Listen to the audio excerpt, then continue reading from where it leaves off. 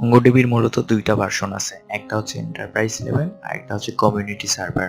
তো এন্টারপ্রাইজ ভার্সনটি আমাদেরকে পারচেজ করে নিতে হয়, যেহেতু আমরা এখানে ডেভেলপমেন্ট পারপাসে অথবা শেখার জন্য কাজ করব, অথবা আমরা কমিউনিটি ভার্সনটা ইউজ করব।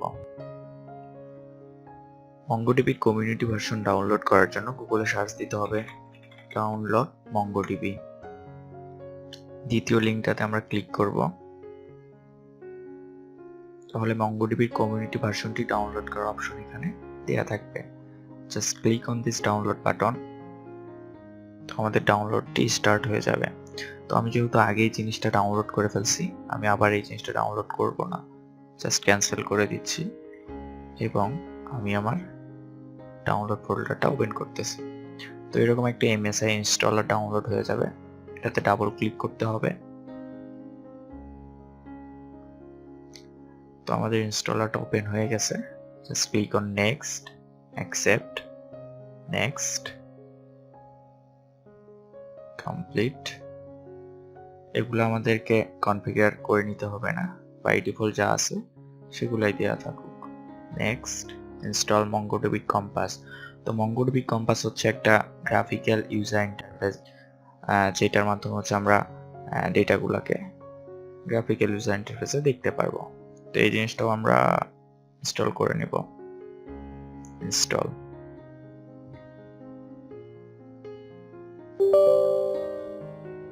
click on yes.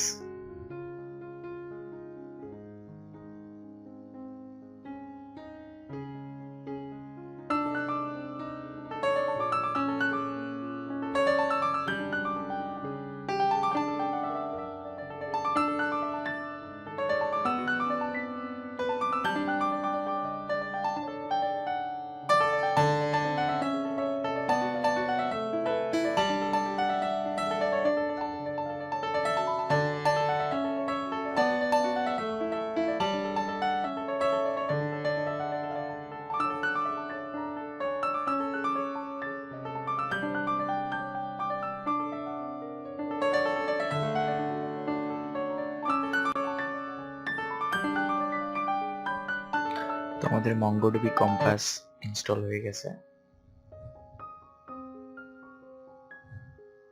Just click on connect, ওকে। তো এখন আমরা জিনিসটা কেটে দিচ্ছি।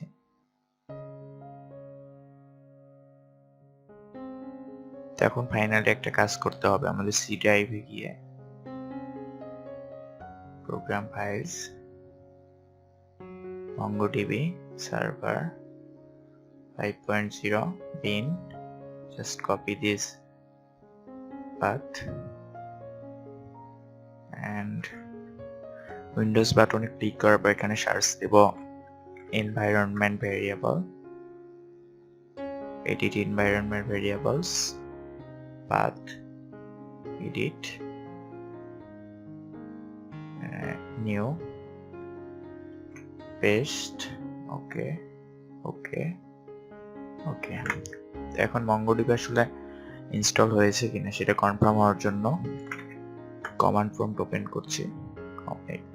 এখানে জাস্ট লিখব মঙ্গো। তো আমাদের MongoDB ইনস্টল হয়ে গেছে। তো এখন আমরা ডেটাবেস গুলো দেখার জন্য এখানে ইউজ করতে পারি শো ডিবিএস। তো বাই ডিফল্ট MongoDB তিনটা ডেটাবেস দেওয়া আছে, একটা হচ্ছে অ্যাডমিন, একটা কনফিগ আর একটা হচ্ছে লোকাল।